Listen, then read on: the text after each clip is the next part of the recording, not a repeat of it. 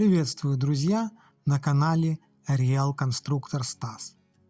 Не так давно у меня появился новый пылесос фирмы Philips, который оснащен щеткой на ручке. Ссылку на это видео я оставлю в описании. В процессе уборки щетинки этой щетки забиваются пылью, и для того, чтобы ее можно было почистить, я делаю и показываю вам мой новый инструмент. Что ж, добро пожаловать в инструментальную кладовую, друзья. Материалом для основной рабочей части послужит проволока диаметром 1 мм. Проволоку очищаю от грязи и заусенцев наждачной бумагой, а края закругляю при помощи нацеля.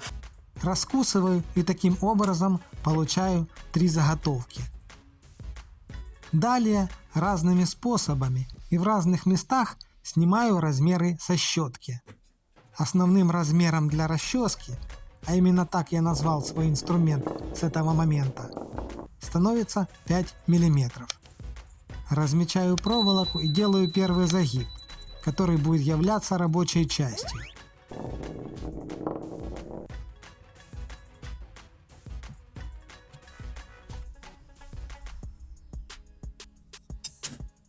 Таким образом, имею 3 одинаковых детали. Четвертая деталь представляет из себя пластину шириной 3 мм с 3 отверстиями, которую я делаю из латунной заготовки подходящей длины и толщины. Это бывший контакт из какого-то электрического автомата или пускателя. Размечаю 3 отверстия и сверлю насквозь сверлом, диаметр которого немного больше диаметра проволоки.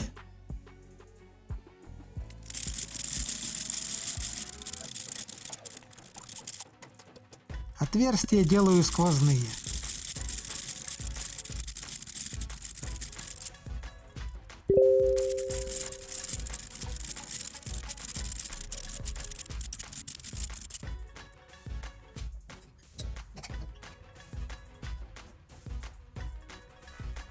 Точно сквозные. Далее деталь необходимо отпилить от заготовки, и воспользоваться тисками было бы логичным решением, но не в моем случае. У меня есть универсальный зажим, третья рука, и это вызов для него. Ссылку на видео про изготовление этого зажима я оставлю в описании. Зажимаю, и наступает момент истины. Может ли он удержать деталь такого размера? Да не просто удержать, а выдержать отпиливание этой детали ручным лобзиком.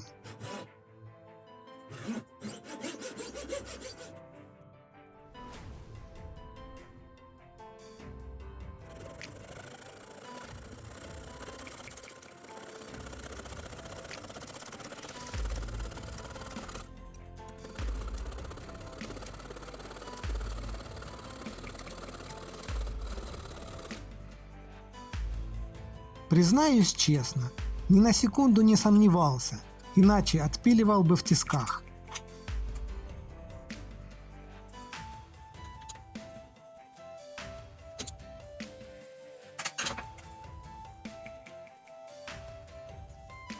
Дистанционную планку, так я назвал эту деталь, зажимаю в ручные тиски и выравниваю плоскость после отпиливания и снимаю фаски.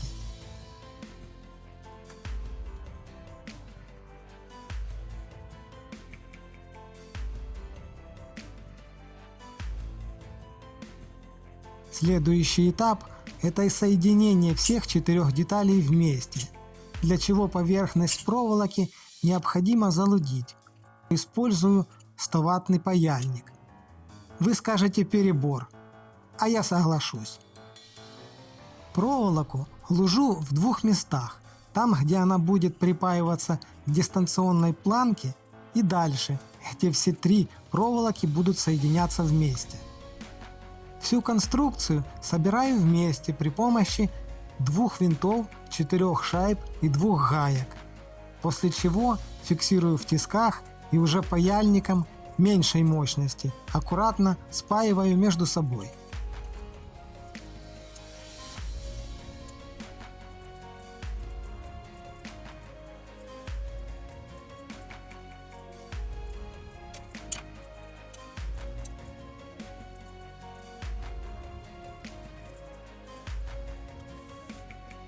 Получается своего рода гребенка.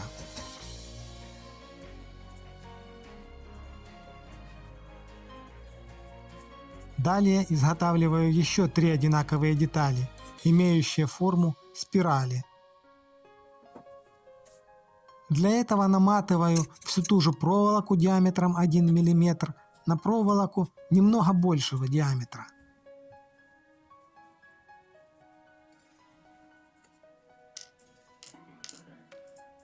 Эти детали будут нести как декоративную функцию, так и являться усилителями основной конструкции. Удерживая их ручными тисками, закругляю острые края.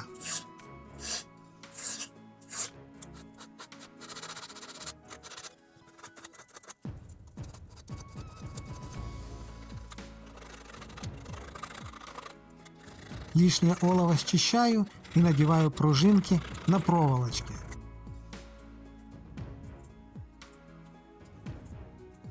Далее вся конструкция зажимается в тисках с использованием подкладок, чтобы не помять. Перед загибом вставляю дистанционную прокладку из медной проволоки диаметром 2 мм.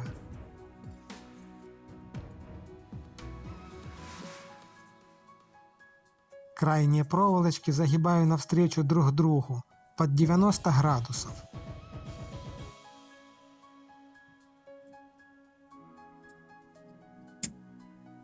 Следующий загиб осуществляю уже в руках и загибаю те же крайние проволочки снова под 90 градусов, так чтобы все 3 проволочки теперь были вместе в центре.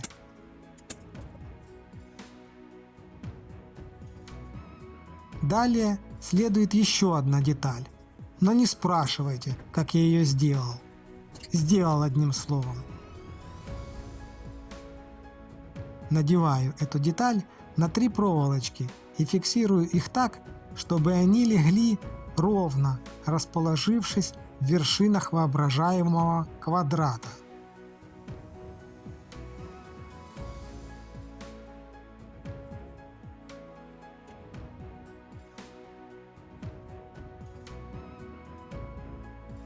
При помощи паяльника, а вот здесь уже точно без товатного не обойдешься, припаиваю все 4 детали вместе, формируя ножку.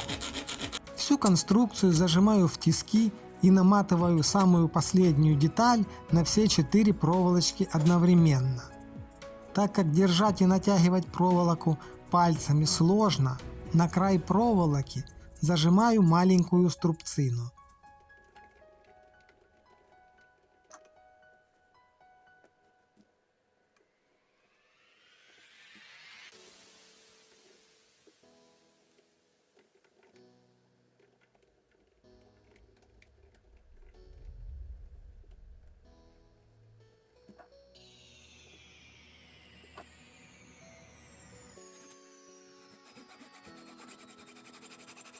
Лишний край обрезаю, а длину откусываю по меньшей длине.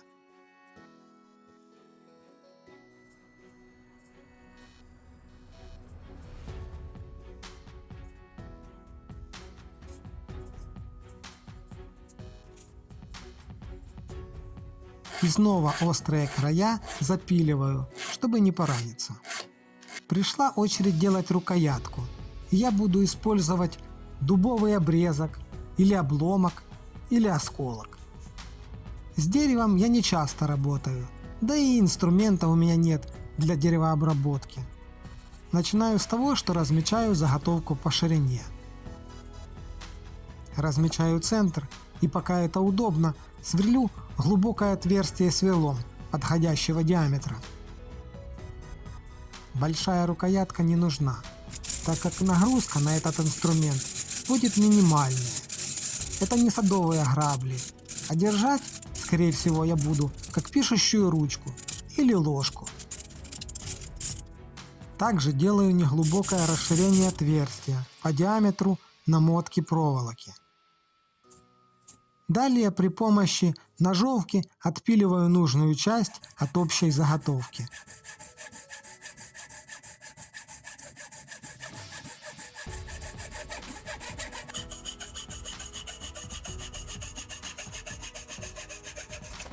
Большие неровности первоначально срезаю при помощи моего ножа, рукоять которого я делал из шнура. Ссылку на это видео вы можете найти в описании.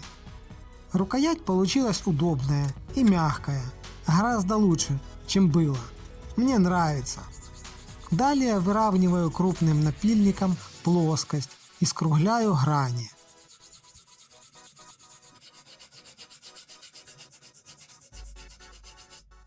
Выровнять все не получилось, и осталась одна глубокая яма от скола, и я решил оставить так. К идеалу я не стремлюсь, пусть будет изюминкой, так интересней, чем просто ровная ручка. Торцы делаю просто круглыми. Для этого при помощи диска подходящего диаметра размечаю и отпиливаю лобзиком. Не могу нарадоваться своему зажиму. Классная идея и простое исполнение. А сколько удовольствия при работе!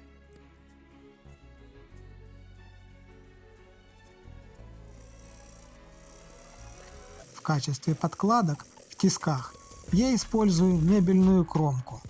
Она подходит по размеру губок моих тисков. Углы, сколы и заусенцы после лобзика обтачиваю напильником. Поверхность широких граней решил декорировать при помощи напильника, делая одиночные запилы, тем самым делаю на поверхности косые риски.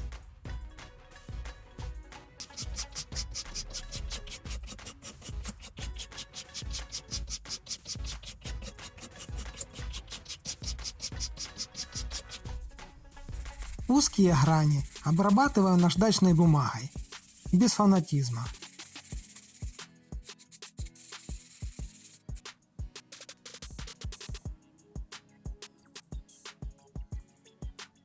В отверстие рукоятки вставляю спичку и нить.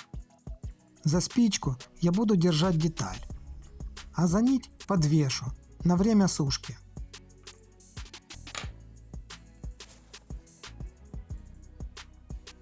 В последнее время все покрывают изделия из дерева масловоском, но у меня его нет, зато есть лак-пропитка глубокого проникновения и как раз дубовая.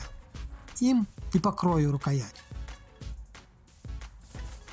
И как говорится в таких случаях, текстура дерева сразу преображается во всей красе, появляется блеск, прожилки и все такое.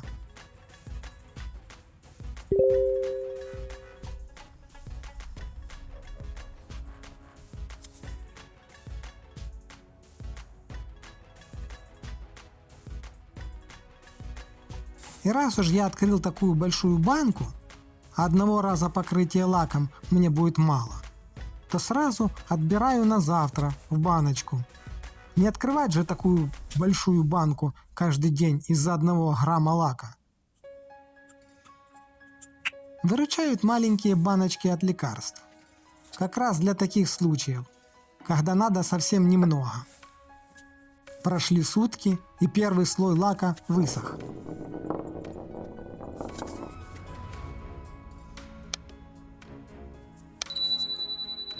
Второй слой придаст глубину рисунка и сделает покрытие более долговечным. Еще через 2 суток, когда второй слой затвердел, произвожу финальную сборку. Вклеиваю на универсальный контактный клей, нанося его на внутреннюю поверхность рукояти и наружную поверхность расчески.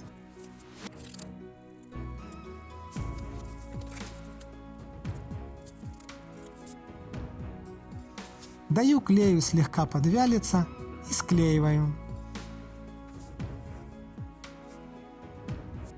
После очередной уборки щетка имеет следующее состояние. Как видно, загрязнения в этот раз не очень сильные. Тем не менее, испытаний это не отменяет. И я приступаю. Включаю пылесос, чтобы вся пыль сразу всасывалась, и вычищаю щетку моим новым инструментом. Результатом я остался доволен. Вот такой получился у меня сегодня инструмент, имеющий оригинальный внешний вид, деревянную рукоять и подвижные части в виде пружинок. Его удобно держать и удобно работать. Со своими непосредственными задачами он справляется в объеме 90%, так как необходимо иногда помогать пальцами. Лакированная рукоять имеет разные виды шероховатости, что придает ей необычности. Не забывайте оставлять реакции и комментарии под этим видео. Дальше больше. С вами был Real Конструктор Стас. До новых встреч на моем канале.